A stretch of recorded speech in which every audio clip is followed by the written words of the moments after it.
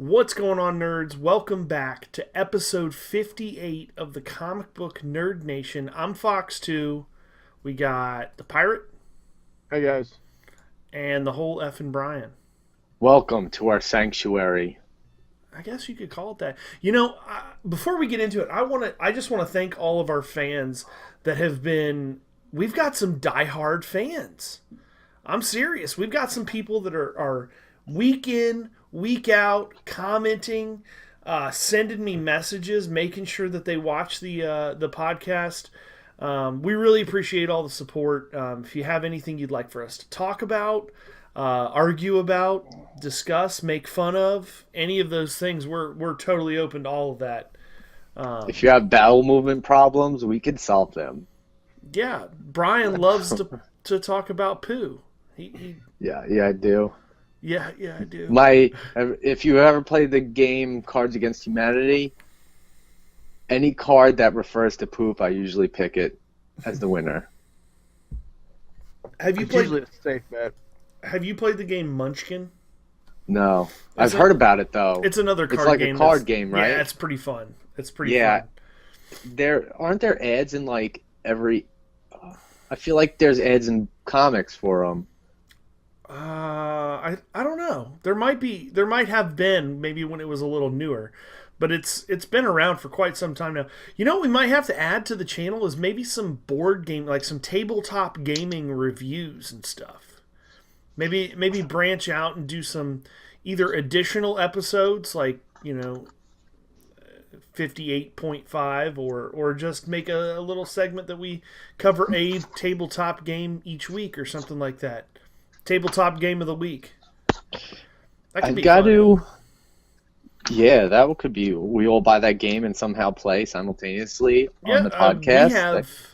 We have Pirate and I own Marvel Legendary by Upper Deck. It's like a card-based game. Like Magic. No, this is deck building. it's like a deck building game where you. Gosh, I don't know how do you don't play against the other person. You're kind of working together for the same goal. That's pretty cool. So it's pretty neat, and they've got some. There's like a Fantastic Four add-on, and then there's another add-on. I can't remember. I think Guardians of the Galaxy. I think there's a Guardians of the Galaxy add-on as well now. But it's a lot of fun. I would recommend it. We don't have we need to come up with a rating scale, I feel like, for our tabletop game of the week. But this will be our first one. That'll be our first inaugural tabletop game of the week. John, Pirate, talk about it for a second. I'll show him the box. I'll grab the box real quick. Go on, talk about it. Basically, it lays a board out, and on the board there's hero cards and there's an shield agent card, a shield trooper card, and then there's hero cards. And as you collect, there's like a villain, and then as you draw another villain card, it goes through certain sections of the board, and then your job is to, I think you have to take out the villains first. You can fight the villains. Yeah, and then you have to every time you play a thwart the main villain. Yeah, you have the main villain, like say if it's Magneto, you have to attack him like 4 or 5 times, and you have to beat the card with the cards you play, and then you build those, like you pull from the heroes on the board. So you might have Thor, the Incredible Hulk, Captain America, Hawkeye, and Spider-Man, Wolverine. Yeah, they each do different like levels of damage to whatever card you play. So the object of the game is to defeat the villain 4 times and the other villains that subsequently pop up every turn before they can escape. It's really a cool game. Interesting. And the key, okay, so first I'll show you the box. It's going to be kind of backwards, the writing and everything on my screen, but it's got some really nice artwork on the cover of the box. So that's what it looks like. It's got a really well laid out rule book. Nice board that folds up into, looks like 8ths probably. The key to this game, to being able to play this game and have fun in an efficient manner, we discovered early, is organization. There's lots of different kinds of cards, and because you choose a villain randomly each time, which there's actually an app you can get for your phone. That's the Legendary app. Legend randomizer. Yeah, and it just randomizes the villains combinations for you, so you get kind of a different experience based on what the app chooses, instead of you just being like, my name's Topher and I'm all on that X-Men shit, so let's do everything X-Men. It's random, so it's which adds a fun element to it, but because of that, you have to take certain cards to play the game, and it's different cards each time, so it really helps. And they do give you some separators, so if you can lay out the cards nice and neat and separate the different kinds of enemies and the different kinds of main bosses and the different kinds of good characters and all that stuff, it makes the setup time extremely short compared to our initial setup time of the very first game. I think it took us almost an hour just to get ready to play the game the very first time, after we had read the instructions and everything. But playtime, I don't know, how long do you think it took to play Pirate? Maybe an hour and a half, 2 hours? It depends. It was like the first time we played was kind of like us learning it and stuff like that. But then the few times we played after that, like we had Chris and a couple 30 other to people. 60 minutes. Here's what it says on the box. Ages 14 plus, 1 to 5 players, 30 to 60 minutes. And I hope I'm not fucking up my cards and everything in the back, but you can kind of see a layout of what the board looks like and some of the cards and everything. It's definitely a good game. If you're into comic books and you're into tabletop gaming, it's a good one. And like I said, it's got a couple expansion packs: Fantastic Four, Guardians of the Galaxy, and I think there was another one that they were working on as well. So, and it's a relatively inexpensive game compared to some of what's out there. I think we paid $40. That's not bad. I think we paid $40 for it, and we maybe 50. It might have been $50, and we split it down the middle. Somewhere in that ballpark. I can't remember. Yeah. It's been about a year since we bought it, I think. Yeah. But it's a lot of fun. If we can figure out a way to play it, we might just have a legendary episode. I'm not gonna lie. We'll just have to see what's That'd be interesting. I'd definitely be interested in that. Yeah, we might even for shits and giggles, as they say. We might try it and record it, and if it's shit, then we'll just throw it out. But it could be a separate video for people to enjoy. Yeah, that's, if that's something that you viewers that are watching this, if that's something you would be interested in watching us play it and kind of bullshitting and drinking beer and arguing with each other over rules and everything like that, let us know in the comment section below, because, we're here not just to entertain ourselves, but to entertain you too. We'll set Brian's end of the table up with a little iPad with his face, and then we around the table. We do. Me, you, Topher, and Brian. I used to play some Pathfinder in a group where it was 3 of us in the same room, and then one guy that lives across the country in Colorado. And they would just set up a web camera and point it at the board. And we would just play, and it worked surprisingly well. I mean, obviously there was some logistical, figuring it out, like the tabletop, like the D&D. Yeah, that kind of Pathfinder. Yeah. Okay. So we had we kept the sheet for him and everything with his stats and all that in house. But we put it in front of the camera to where he could always see that in one corner of the frame, and then the main section of the picture was the board. It worked out pretty well. It was pretty fun. But yeah, we'll try and cover a new tabletop game at least every other episode, I say. I think that shouldn't be too hard. So let's jump in now and talk about what we've been reading. Myself, unfortunately, I haven't been able to read much. Still working on finishing up the Planet Hulk series. Definitely enjoying a lot of it. Some of the artwork, though, is kind of questionable. There's some of the books, I'm not a big fan of the art.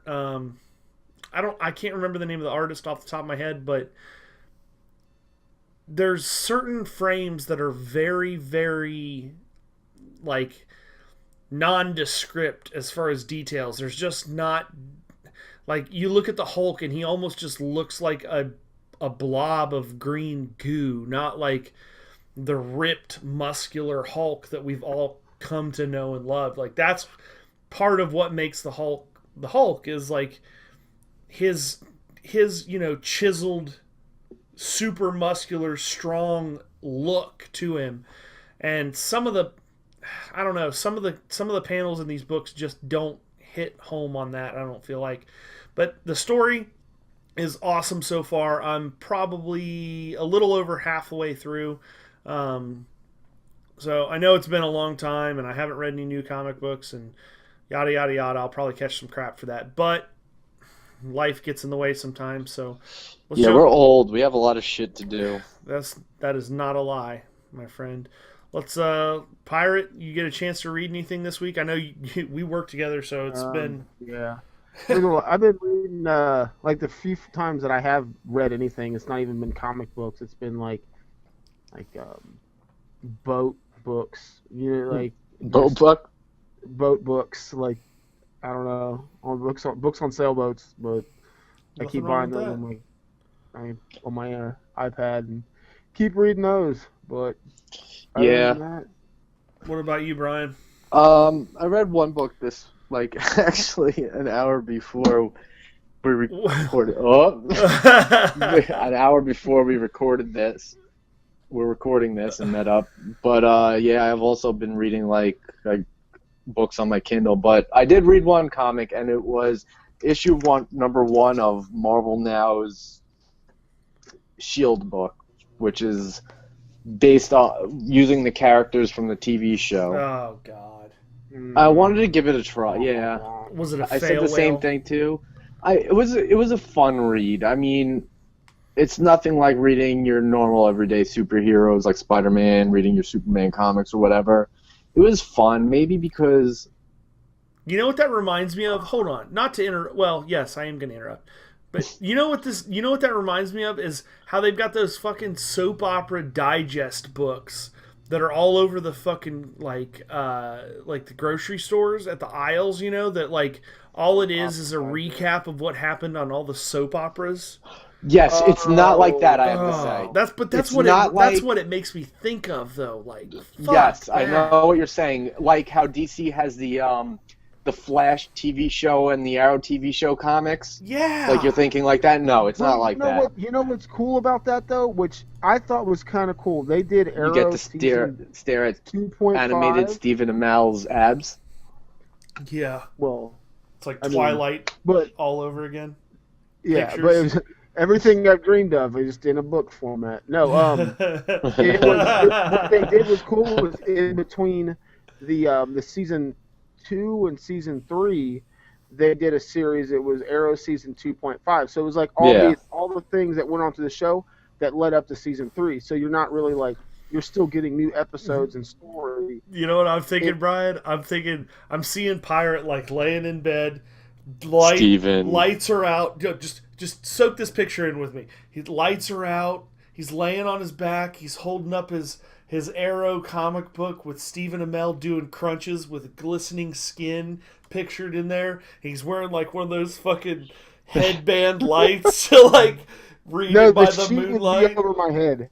I got the sheet and the blanket over my head. Over his head so nobody can see what he's doing, and he's just reading it up under the covers with his fucking headband light, like miner's light on and shit. Me and my dog. Ooh, Steven. We're both under the covers. Steven. Oh God. Steven, where are you? Where are you, Steven? So anyway, getting back, how was the Shield book? It was fun. I mean, like the story, it wasn't really like it was like the story like started out like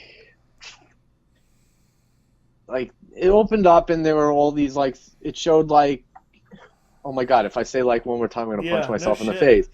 It opened up and you saw like Coulson in different ages and he's writing down. But you gotta punch yourself in the face. He's writing down all like fun superheroes. Like he's writing one at the age of 9 for the original Human Torch. He's writing something at the age of like 16 on the Hulk, and he like, fuck. There it is. But 4 times since you I said you were gonna know. post I know. I know. Just falling apart. it must be a New York thing. Must But be. Or it must be like a New York thing. All right. yeah, how it's about, like a New York thing. okay, how about this? I'll help you out. On a scale of 1 to 10, where would you put this book? At a 6. At a 6? They don't use all the characters. What about they if use... you're not a comic book reader, but you enjoy Agents of Shield TV show? You'd probably have it like an 8 or 9. Okay, so this is something that might be a good introductory step to some of you that are watching this. If you're not full-blown comic book nerds like us, if you enjoy the comic book TV shows like we do, and you haven't completely dove into the written world, the comic books, this might be a good step to try it out and take. That's what you're saying? Basically, if the movies and the TV show makes you want to pick up a comic book and read one, pick this one up. Pick Shield up. All right. They don't have all the characters in it. It's only Coulson, Fitzsimmons, and Agent May. There's no. They don't have Mariah Hill, or is she in the show? Maria No, Hill? she's. Oh, she was. Yes, it has Maria Hill because in the comics she's still fronting Shield, but it doesn't have the character of Skye because they picked her character and who's really Daisy Johnson, and Daisy Johnson already originated in the comic books first. It doesn't have Grant Ward in it, which there's rumors they're saying that he's going to be Taskmaster in the TV show, but who knows? But it has like those 4, and like as I read it as if like I heard those voices in my head. Yeah. Oh, Diamond is trying to get in on the show. Yeah. Pirate, when are we going to bed and reading Stephen Amell? When are we gonna read the Arrow comics, Pirate? Can I have some peanut butter again? I love that peanut butter. I see what you did there with the peanut butter. All right. But if you're not a comic reader and you want to read comics because of the show, pick it up definitely. If you're not if you're already a comic reader and been one for years, might be a little. Think about it before you pick it up. It might be a little. It's a little mundane. Like you could save money if you don't pick it up, but it was enjoyable at least. I might pick up 2, I might not, but. Do you guys remember? Like, I was thinking, and Fox made me think of this. It brought up a good point. But do you remember what got you into comics? I do. I'll lead this off. So when I was younger, obviously, like back in the mid 80s, late 80s, I remember watching TV shows, the G.I. Joe TV show, the Teenage Mutant Ninja Turtles cartoon TV show, the the X-Men. The X-Men TV cartoon show was one of my favorites, and I didn't start there. I think I started with like G.I. Joe, and then like Teenage Mutant Ninja Turtles and Silverhawks. I want to say was that. Yeah, those are the ones that were space cops or whatever. Yeah, and Silverhawks. They all had their own. MASH. What was it? Blue. Or no, Mask. Bluegill. Mask. Mask The was guys who another had the one. vehicles that turned into the other vehicles. Yes. Yeah, I had those too. And then obviously the other ones like Voltron and that shit. I watched all that stuff, but I at some point I stumbled onto the X-Men cartoon show, which I don't know if it's still on Netflix, but for a while they had the whole series.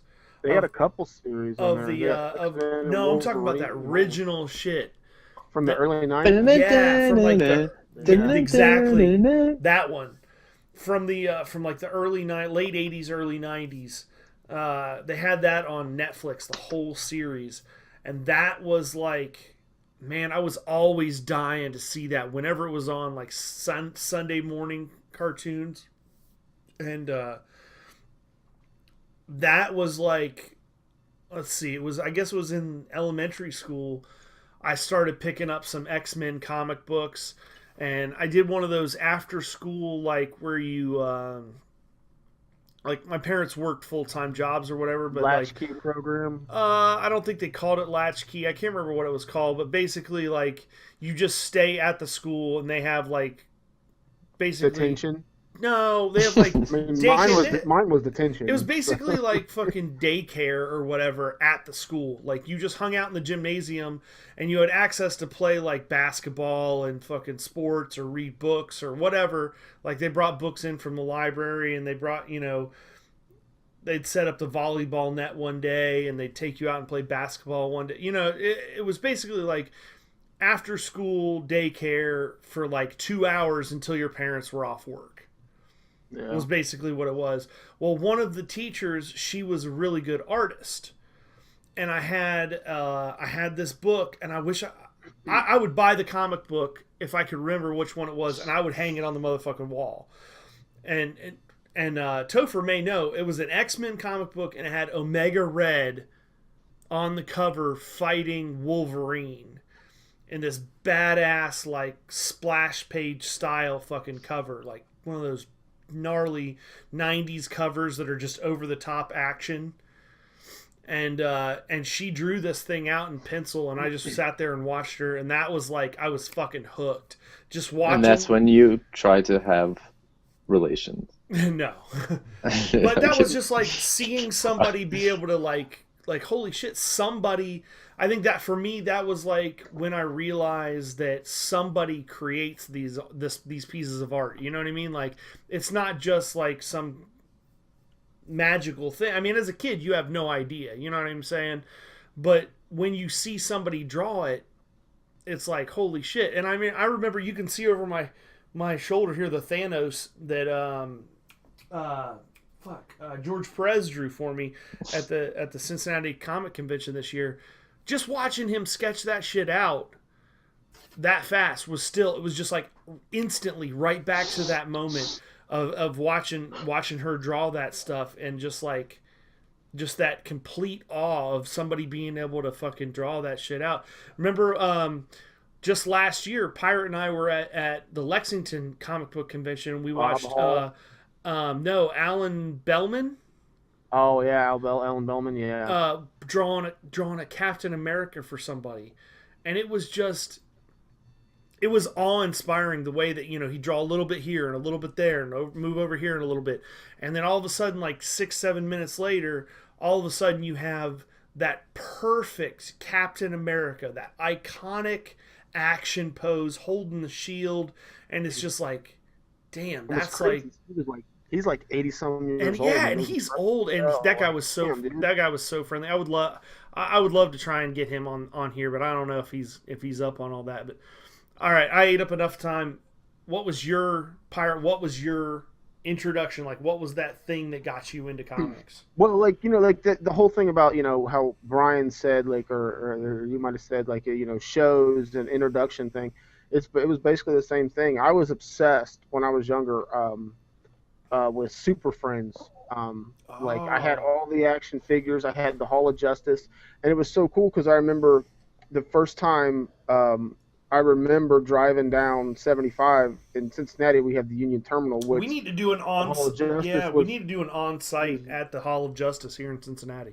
Yeah, it was modeled after that, and it's. I swear to God, to this day, every time I think of it, I don't think about an old train station. I think about Super Friends and I had, like I said, I had all the action figures, all the toys. I had all the Mask action figures, toys, and I remember, I used to think that I was Superman. I would run around in nothing but tidy whities and my Superman shirt and shit, and like it was just.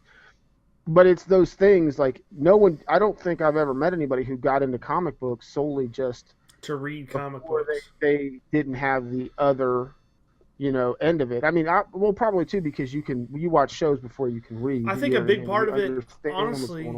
I think a big part of it is now is like yes, as all reasonably intelligent adults, we enjoy the story aspect of it and the interweaving storylines and the complexities and the and the subtleness of certain things and things like that. Obviously now we enjoy that, the literature part of, you know, like what Jeff Johns can put together over 30 issues.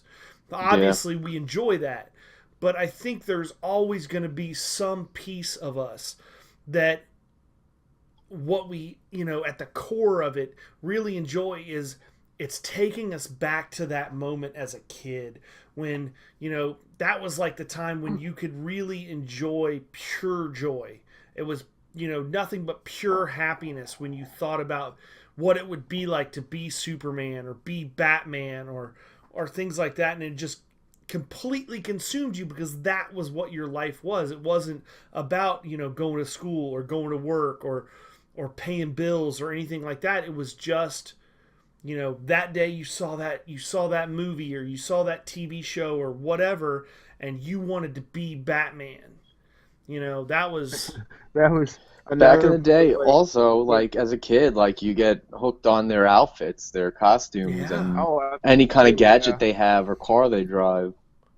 I remember the first time I read a real Batman comic. Because, you know, growing up, it was always the Batman from either Super Friends or the '66 Batman. Adam West. Yeah. You know, Adam West and Burt Ward, and I remember when I actually could like comprehend what was going on, and when you start reading, nothing's ever really in canon. You know, everything you're reading from that moment, no matter how sporadic it is, that's just your perception on it is canon. You know what I mean? Like, yeah, you don't have any kind of reference. You didn't go out every month and get everything. You didn't have the internet like we do now to go back and see the changes. Yeah, there was no canon. It's just what's happening right now. What happens today? How many comics can you get for, you know, $3? And that's what you had to like your basis off. Shit, and maybe not even one anymore. Right? Yeah, you know what I mean. Like it was just, you know, I remember buying the value bags of comics when I was younger because it was like $2 and you could get like 6 comics. They were all good. But the first time I remember reading a Batman comic, and I was like, you know, it was kind of shocking because I was like, at first I was like, he's way more boring than he is in, you know, the TV show and everything. But then looking back on it, it's like, you know, that's some of the best stuff is because he's so meticulous with how he handles things. And it would always go into that comics, and I think, you know, that's a difference too of, you know, like the Agents of S.H.I.E.L.D. comic versus actual Marvel comics. You know, Marvel's kind of a rough example with some of their stuff they've done lately for people getting into it. Or the movies. You know, Guardians of the Galaxy is a prime example, too, with, you know, like Rocket Raccoon. I mean, look how long the Guardians of the Galaxy were out and like, you know, Marvel Defenders and stuff like that before, you know, the movie, and how that's now all of a sudden you say Guardians of the Galaxy popular. people. It's you know, it's Peter Quill, it's Rocket Raccoon, it's Groot, it's, you know, Drax, Gamora. It's not, you know, it's not. I mean, I don't even think none of those people were even in the original Guardians of the Galaxy. No, not until 2008. Yeah. So. What about you, Brian? How did it progress to where it is today? Well, I mean, again with the. Dang. Sorry, guys. Looks like Thor keeps taking the You know fucking. what I'm saying? No, I'm leading him up. My phone's leading me up against the little Hal Parallax statue thing. Parallax is trying to make you scared. What? Say something, motherfucker. But I guess it all started, with the Batman movie when the toys started coming out for the first Michael Keaton movie. Oh, do you remember the fucking penguin toy? It came with the umbrella. Yeah. That took so much shit. Or no, that was Batman Returns. I'm sorry. Yeah. That was Batman Returns, the second movie, and they took so much shit on that because he was such like an evil, like fucking just sadistic, killing babies right out of the gate, like wanting to fucking. He's eating fish on screen. I mean, Tim Burton made him he was damn near a horror fucking. Well, he made him like anything in some of his movies. Like he could have fit into Beetlejuice. Yeah, that was a good movie. Yeah. Beetlejuice. That was a damn good movie. But if you're watching this and you haven't watched the old ass Beetlejuice it was Michael Keaton too, wasn't it? Michael Keaton. Yep. Yeah, Michael Keaton.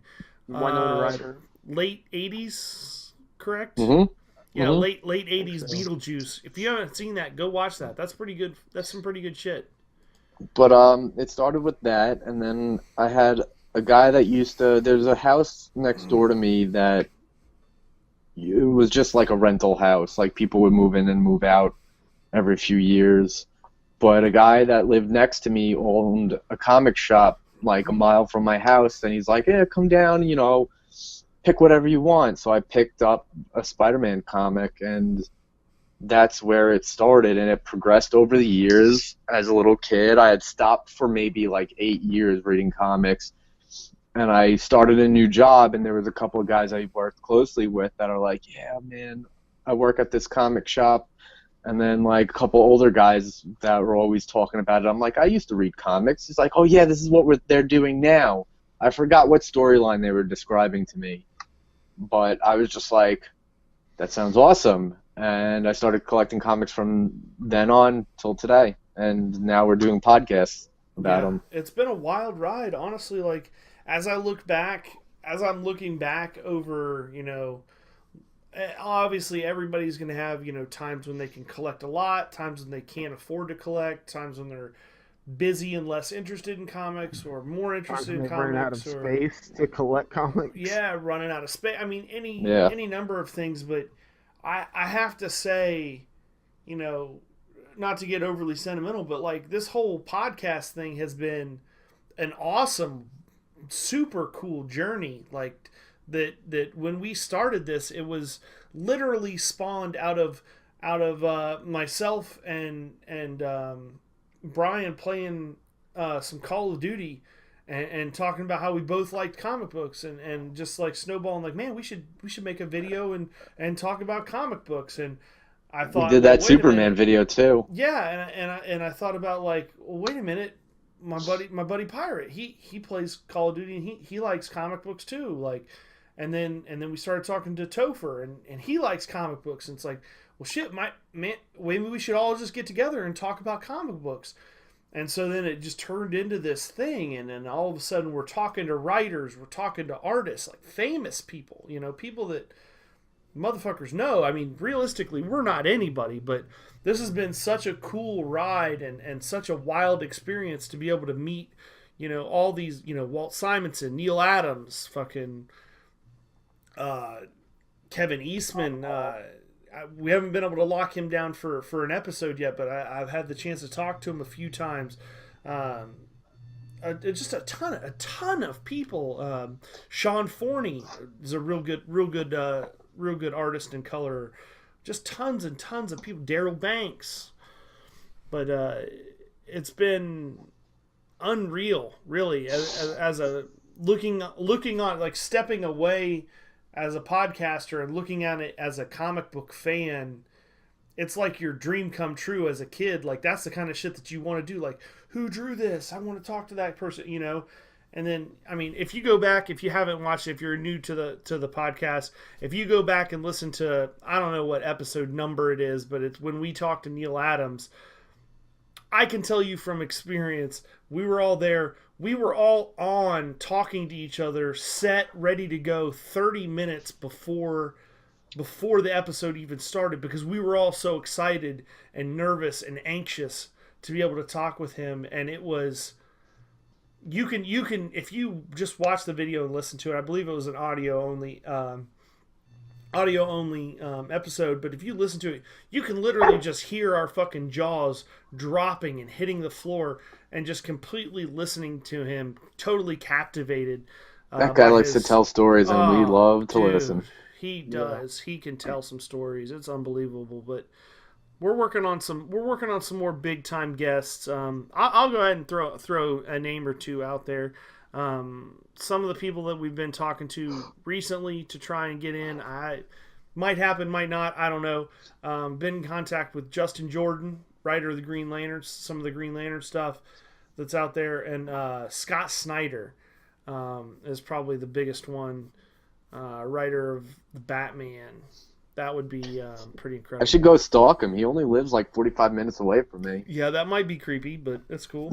He goes to the comic shop I go to. He goes to every once in a while because he lives by there. They're always like, I was talking to the guy from this shop. It's called Fourth World Comics in Hop Hog, New York, Long Island. And me and my buddy Chris were in there the other day, and we were talking to the owner, and he's just like, yeah, I finally finished American Vampire and caught up. Now I have something to talk to Scott about.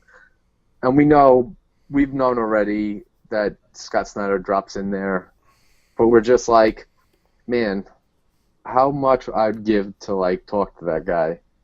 Yeah, yeah, and he's. I mean, I'll be up front with you. Like, I don't know for sure if I'm going to be able to pin down a time for us to be able to, interview him, or have him as a guest. I guess is a better way of saying it. But he agreed to it at one point in time, so he has expressed interest in being on the show.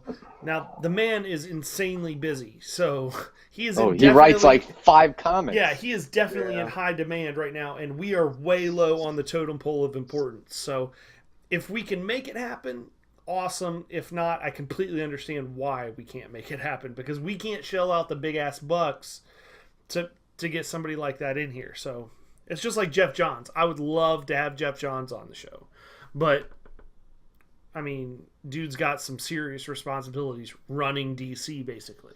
I'm going to hound that comic book shop near me and just, like, wait till he shows up. Yeah, drop off some business cards or something.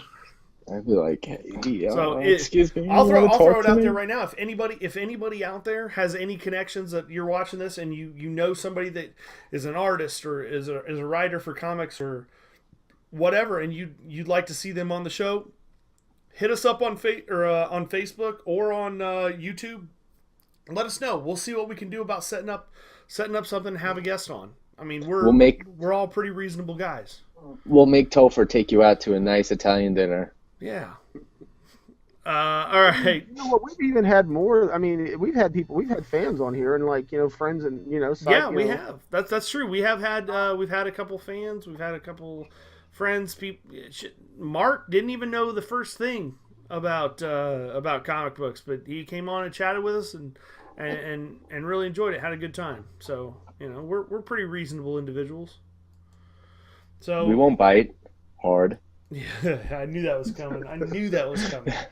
All right, let's move it over to enough reminiscing, if you will, and let's talk some news.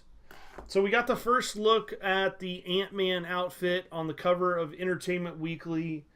Paul Rudd starring in the Ant-Man movie. What do you think? I think it looks pretty badass. I'm not gonna lie. I like the suit. He looks like, I kind of forget he's Paul Rudd, like Paul Rudd from all these Goofy movies. Yeah.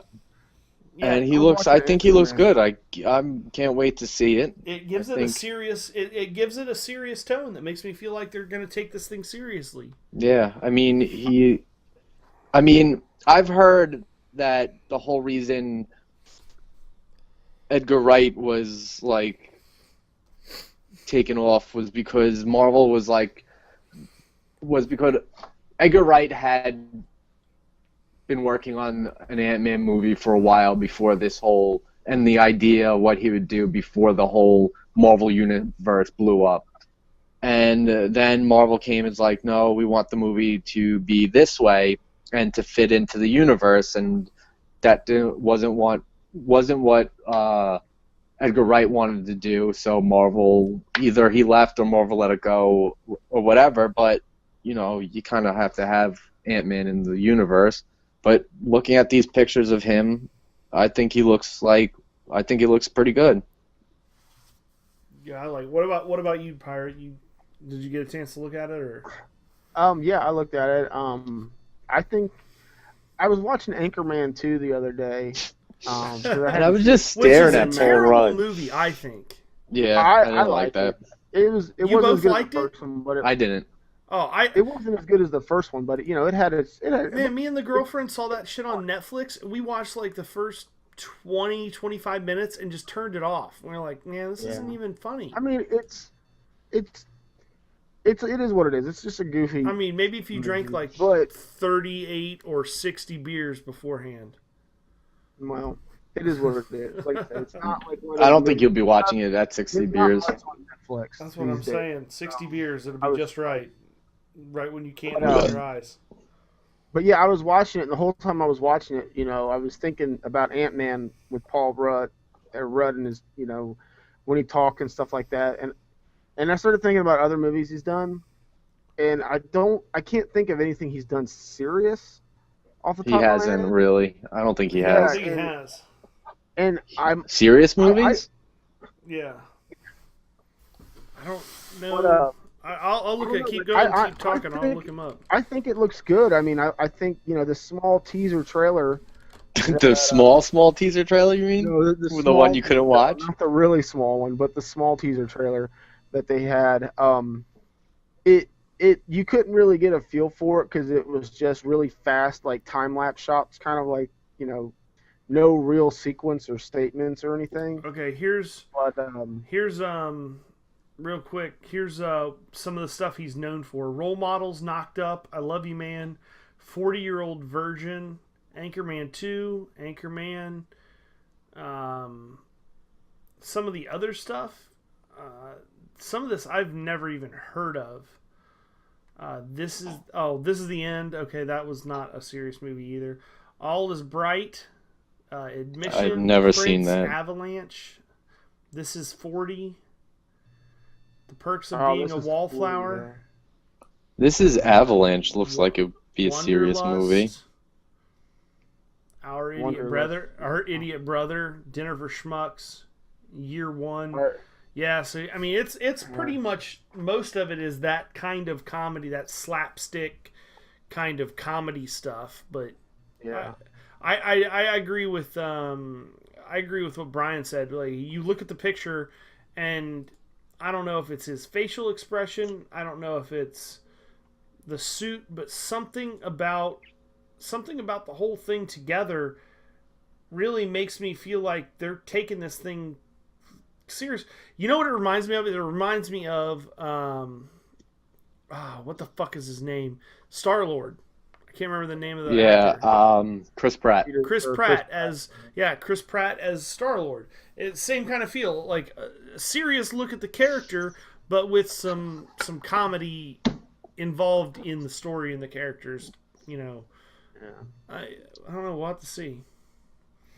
Another bit of news: Jeremy Renner was teased as saying that he was going to be suiting up as Hawkeye again, but he couldn't say what for. Filming for Age of Ultron is done. They're doing reshoots again for adding more action. But if he couldn't say it was that, then it probably would be something else. That's what I'm thinking, and there's, again, just rumors, but the rumors that this could potentially be for an Agents of S.H.I.E.L.D. tie-in, which I think That'd would be cool. a good move, because that show sucks cock. It's been better this year with the whole Inhumans setup, and it's been better this season, I have to say, because I didn't like it first season. I just gave up kept on it watching first it. season. Yeah, I just kept on watching it because I had nothing else to watch on Tuesday nights at the time, and Flash wasn't on yet. But I gave it another chance, and it was pretty good this season. If they throw some Hawkeye into it, that would be better than how they threw Sif into it first season. That was kind of weird Not enough. and weak. Yeah, but if they throw somebody like Hawk in, who's a major player in the movies because he's in the movies, but he's not a major enough to have his own It movie, needs to be a that would be a motherfucking good Avenger. crossover. Yeah, it needs to be an Avenger. You can't get off, like, Lady Sif, cool, yes, but not She's a even a big background enough character. She wasn't even a big enough part of the Thor movie, to like really make an impact. Yeah, she was nowhere. She was barely in the second movie. Yeah, She had maybe 10 minutes worth of screenplay. That's You know what, I mean? yeah, Like, that's it what I'm saying. wasn't- Like, why are you picking her? Like, it'd be much, much better if they did like Black Widow, Hawkeye, or even honestly, Maybe Falcon. even Bruce Banner, but not the Hulk. Yeah. Just as Bruce Banner would be another pretty awesome tie-in, but it just depends, I guess. I don't know. Do you? I mean, do you guys think that that's where they're going to head with it, or? I don't know where else they're gonna put them. They're not gonna. I doubt they're gonna put them in the Netflix shows because they already said they're not gonna like merge those two yet right away. They'll probably save that for the Infinity War movies, but I think they'll think do it before that. I think they'll do it for the Civil War. Well, they Or gotta possibly have. them. I mean, they gotta have the whole Heroes for Hire before they tie them into anything. So until they get off The Defenders. four shows, Yeah, yeah. the Defenders and stuff. Yeah. But yeah, I mean, if he's I think he'll work in Agents of Shield. I'm excited to see it, to see what it will be. So speaking of Scarlett Johansson, I mentioned Black Widow. Scarlett Johansson going to be starring in Ghost of the Shell, which I don't. Ghost in the Shell. Ghost in the Shell. I'm sorry, not familiar with it myself, but apparently it's a very pretty cool, popular like manga. Japanimation America. It Yeah. was like that movie was the first one to get like Japanimation really big. Like that one and Akira were the two ones that really got Japanimation mainstream in America as far as the movies go. They used to I play remember- the series on Cartoon Network at night for their Toonami or their anime block. Mm, It's yeah, it's a pretty good one. I mean, there's a lot of like heads blown up and stuff like that. So I wonder what they'll rate this movie. But it's basically like it follow people have upgrades, and it's like a future thing, and they have like what they call ghosts in the shell, which is basically people up like their souls in like a robot body, kind of like you ever see the Bruce Willis movie Surrogates? Yeah. Think of that, but like instead of people sitting in a chair controlling their self, their surrogate, it's actually like a soul implanted or something like the brain or something. You saying Cartoon Network Toonami made me think of. Did either of you ever watch Afro Samurai? Yeah, that used to be on there Samuel too. Jackson. Yeah, that was actually really good. I thought. The Ghost in the Shell though movie, I think, was from like the early '90s. Yeah, the movie was I pretty think. brutal And too. They made the series out of it because People I remember brains I had blown that up. one and the Akira special edition when it came out. Like it was that Ninja Scroll. Ninja Scroll was pretty badass. Too. Yeah, Ninja Scroll I have on DVD somewhere. Yeah. Yeah, Uh, Ninja another, Scroll. another bit of news. Apparently, the last two episodes of the last season of Game of Thrones, which was season 4, the last two episodes are going to be shown for a limited time in selected IMAX theaters around the country. I think this is going to be really popular. Those are awesome episodes, though. The last season, what was that? Season 2 or I haven't 3? seen it. I mean, I don't care if you spoil it. Spoilers, if just in One case. whole, It's the whole, one like- whole hour is nothing but a war at the wall, and then Yeah. the other hour before that is like the build up. So I mean, it was the first hour, episode 9, I think was the war at the wall where they had the giants and shit, and then 10, I think might have been the wrap up. That was the some of 10 was other when characters. Stanos got to when they surrounded the Stanos surrounded the wildlings with his army. I thought no, because I thought season 10 was the one where the boy seen the guy and he's like, "You'll never walk again, but you'll fly." That's the same episode. Oh, was it? I thought it was. Yeah, season that was the end of it, okay. where they're getting attacked by the White Walkers, and that little tree dude was throwing the fireballs or whatever. Yeah. Yeah, you're right. that was that episode. That was the same episode. I mean, this sounds. But yeah, This sounds Game of interesting Thrones. enough that I haven't kept up with. I watched like the first, season and a half, or maybe 2. I think I might have watched 2 full seasons and then 1 or 2 episodes of the third season. But I kind of fell off and haven't watched it in quite some time. But this sounds interesting enough that it might get my money to go watch this in IMAX. That could be. Yeah, I would watch It would the be other pretty things cool. before you go watch that, so you know what's going on. But Yeah. it You're was gonna be lost. Game of Thrones is an awesome TV show. I mean, you Yeah, have it to is. wait like a full year until like the next season, and you kind of forget about it with all the other TV shows. But you know, it's another great TV show Yeah. for nerds Uh, and geeks. the last I'm bit. obsessed with it. I may go watch the other 4 seasons again before the 5th one comes out. Shit, I might have to watch them with you. The Ooh, it sounds like a date. dang, might Night. be. Watch out for the popcorn bucket. Yeah, no shit. Extra My butter. dick in a box. The last bit of news we've got is was it Sony or Fox? Fox. Fox Fox. confirmed a Gambit movie for 2016 release starring Channing Tatum as Gambit. So hate is I hate it. Jonah Hill going to be his sidekick? That's what I'm saying. I hate it. I'm Or is he just gonna, throw like, that out strip? there. I think I like it. it's- I think I think it's Channing all Tatum shit. is like. I watched Foxcatcher, and it shows a completely different version of him acting. Like him and Steve Carell both. Well, doesn't he have a movie coming up called Jupiter Rising, this sci-fi like futuristic I don't movie? I don't know if that's him. Is That's it him or is it that other guy? Or is it No, it's him. Is it him? You know what's weird about that movie is that it's slated in February, which is like Death Month, and that movie's been so big and got so It's much. been going on publicity. for a while. Hasn't it been like I don't delayed know. a little Yeah, I bit? don't know why they all of a sudden put it in February. It's like they're just trying to run it into the ground or something. Like, it's weird. But anyways, I think I like the fact I wouldn't mind seeing him as a Gambit. Jupiter. Like this is one thing that Fox has done that I'm not 100% opposed at. I mean, I Jupiter guess maybe I need to Ascending. see this. What did you Foxcatcher? Foxcatcher, yeah. I think It is. It's I think I need to watch that movie because, as it stands, Channing Tatum he's another one right now. All I've seen of him is just that teeny bopper, like Channing Tatum, Magic like, Mike. Woo! dude's got a 6-pack and no acting skills and just is making rent based on the fact that he's got some muscles. Like Well, I that's, mean, that's he it. was- That's all I've seen. This doesn't say much, but he was fucking Duke in G.I. Joe. Again, This doesn't say much. again, Yeah. like one of the few people that they put in that movie, probably solely for the fact of eye candy. Like, But it's called Jupiter Ascending, and Mila Kunis is in it. At least we could go see it and stare at her. And Sean Bean's in it too. Everybody loves Sean Bean. He's an awesome actor.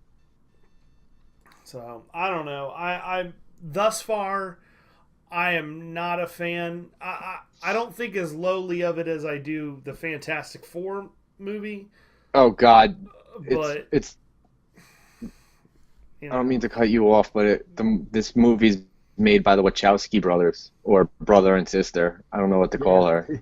Yeah, the Wachowski duo. the They did do the Matrix though.